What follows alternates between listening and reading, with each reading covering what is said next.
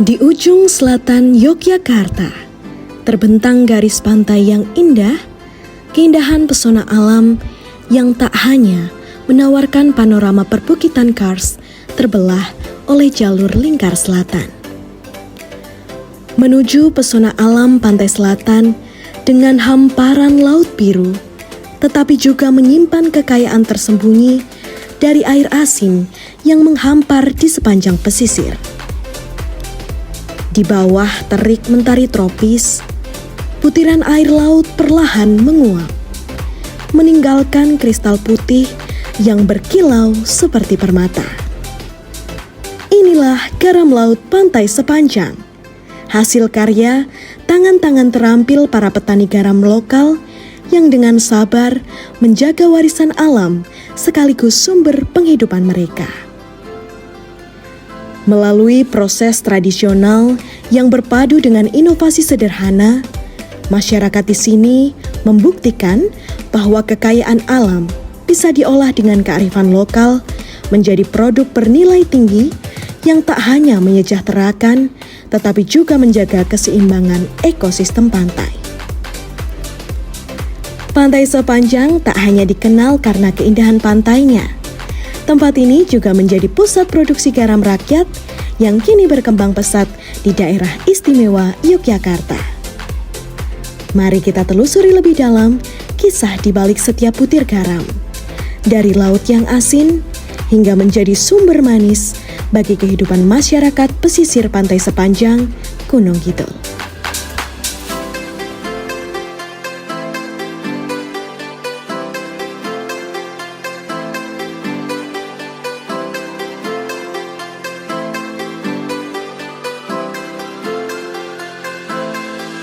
Assalamualaikum warahmatullahi wabarakatuh.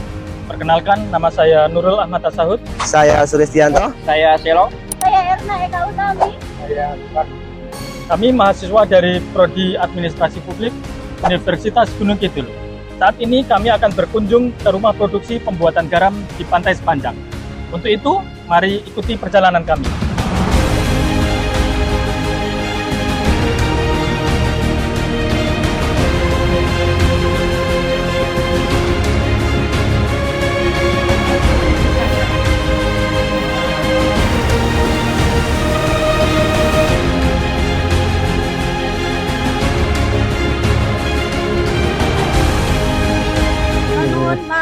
Monggo Pak.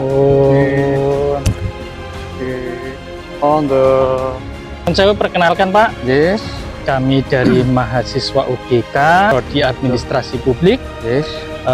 Saat ini kami ingin mengetahui Ya. terkait sejarah awal mula berdirinya, terus idenya dari mana untuk pendirian produksi garam di Garam. sini, Pak. Oke. Ya, perkenalkan, nama saya Wahyono, Ketua Koperasi Garam Tirtabari saat ini. Mungkin saya bisa bercerita awal mula kelompok ini dulu diawali tahun 2013. Ada tantangan dari Pak Gubernur, bisa enggak Pantai Selatan bikin garam? Nah, terus uji coba pakai terpal, bisa, dan akhirnya ada bantuan pertama itu nanti bisa dilihat itu ada kotak-kotak itu awal pembuatan garam meja. Terus kita mendapat ilmu baru dengan sistem tunnel sampai saat ini dari bimbingan BPP Tegal. Sampai tahun 2017 itu dana pertama. Terus tahun 2001 kita menjadi koperasi untuk berbadan hukum untuk mendapatkan SNI MD dari BPOM seperti itu. Di sini diproduksi di Tirtabari ini tidak hanya memproduksi garam konsumsi saja, tapi ada garam spa yang untuk relaksasi, pendukung kesehatan, dan yang nomor 2 untuk industri es batu, treatment air, dan ternak. Nah, seperti itu. Oh iya, bisa diceritakan Pak, gimana sih cara membuat garam yang awalnya dari air laut menjadi garam, bahkan untuk garam tersendiri bisa untuk konsumsi masyarakat juga untuk relaksasi atau spa. Ya monggo, ya ke sana ini saya jelaskan dari awal sampai monggo.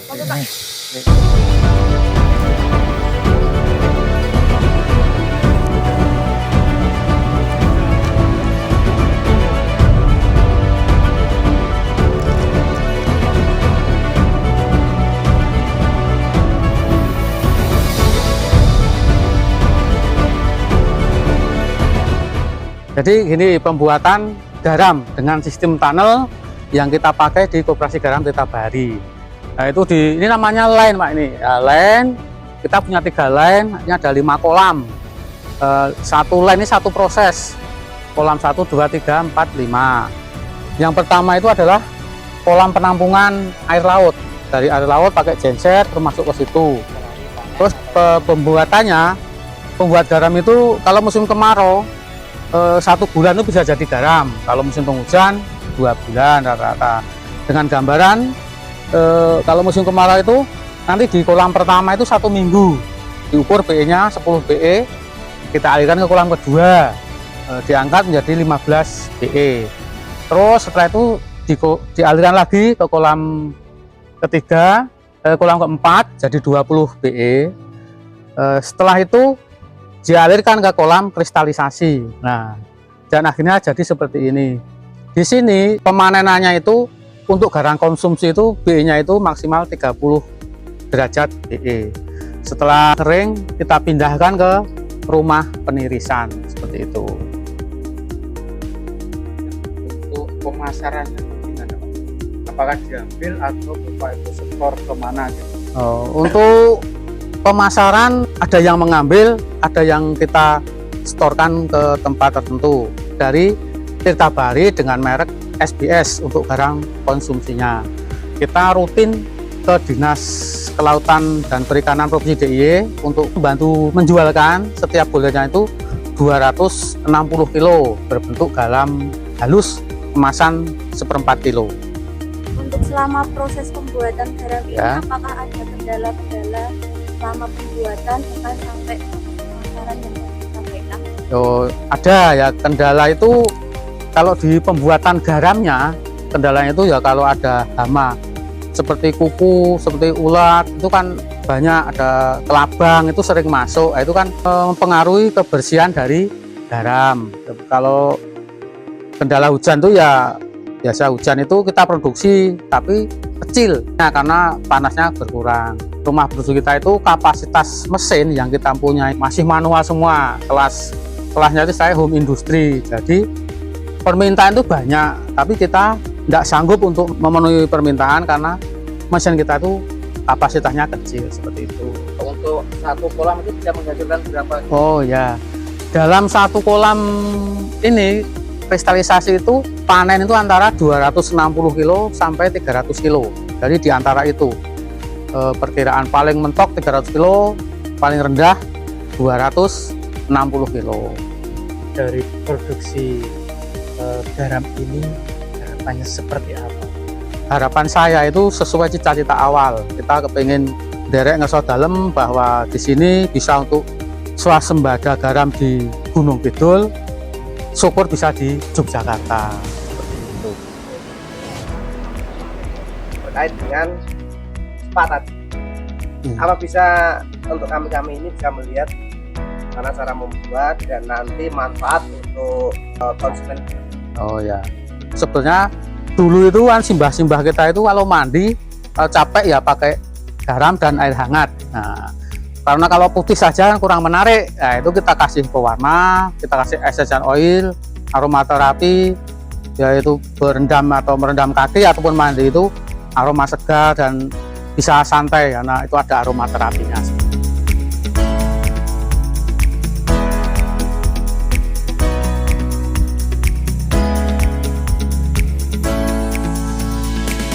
Saya jelaskan proses pembuatan garam spa istilahnya untuk pendukung kesehatan.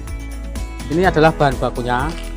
Ini kita masukkan ke baskom ini untuk mencampur pewarna dan essential oilnya. Nah, ini secukupnya aja, mudah dalam pencampuran seperti ini kira-kira. Terus ini menggunakan pewarna makanan, jadi aman untuk kulit. Kita taruh di Ada takarannya nggak Pak? Ada takaran, kita hanya perkiraan ya. Untuk merahnya itu biar menarik nanti diuji coba, kalau kurang merah ditambah lagi karena kita penyesuaian di garamnya. Terus dikasih air, ini adalah air dari sisa panen garam. Jadi bukan air mineral atau air sumur atau air pam, ini namanya air biten. Ini cepat kering di pewarnaan di garamnya. Kalau memakai air biasa nggak bisa ini. Kita menggunakan air biten.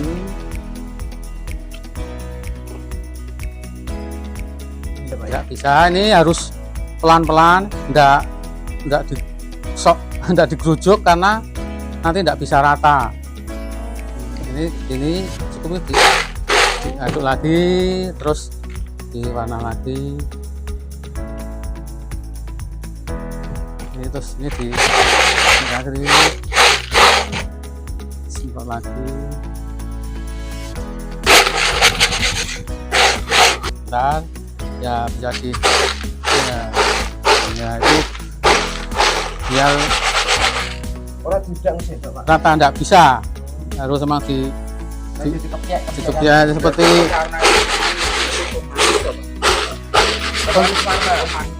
menarik. Essential oil rose mawar. Nah, ini yang essential oilnya, ini aromanya kan aroma mawar. Oh, ini untuk aromanya ya. Nanti 1 kilo garam itu biasanya kita kasih 15 tetes ini.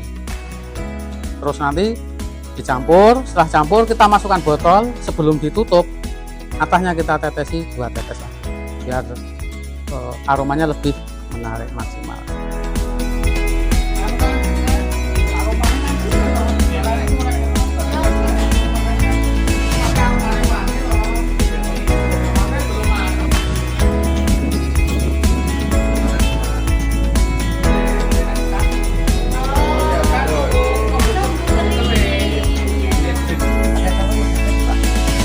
Ada contoh yang bisa jadi.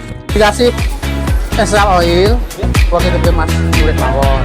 Karena ini kan ini pewarnanya itu lain merek kemarin. Tapi kalau aromanya sama, tapi pewarnaannya beda merek, nggak maksimal ini. Kalau ini emang seperti ini, kalau ini kurang. Ini lavender emang gini warnanya. Siap. Penjualnya berapa, Pak? Ini, Pak. 25.000. 25. Untuk mandi Ini khasiatnya itu, Pak. kalau nek capek pegel untuk relaksasi, terus aromanya kan wangi, habis mandi itu seger. Tuku tong gue, kita Tong. Nah, nih gue dia paling efektif itu berendam, bukan mandi. Terima kasih Bapak. Oke. Kami sekarang sudah tahu bagaimana sejarah sampai proses pembuatan dan akhirnya hasil dari pengolahan dan pemasarannya. Saat ini kami mohon pamit, kami akan meneruskan kegiatan yang lain. Oh ya, monggo. Terima kasih sudah berkunjung di koperasi kita. Mungkin kurang lebihnya dalam saya menjelaskan tadi pembuatan garam dan proses lainnya kurang komplit. Mungkin nanti bisa kita sama-sama belajar untuk teknik pembuatan garam yang lain. Terima kasih Pak. Nyun pamit. Sami-sami. Monggo. Demikian kunjungan kami di hari ini di Pantai Sepanjang dari Rumah Produksi Pembuatan Garam. Semoga video ini bermanfaat dan terima kasih. Assalamualaikum warahmatullahi wabarakatuh.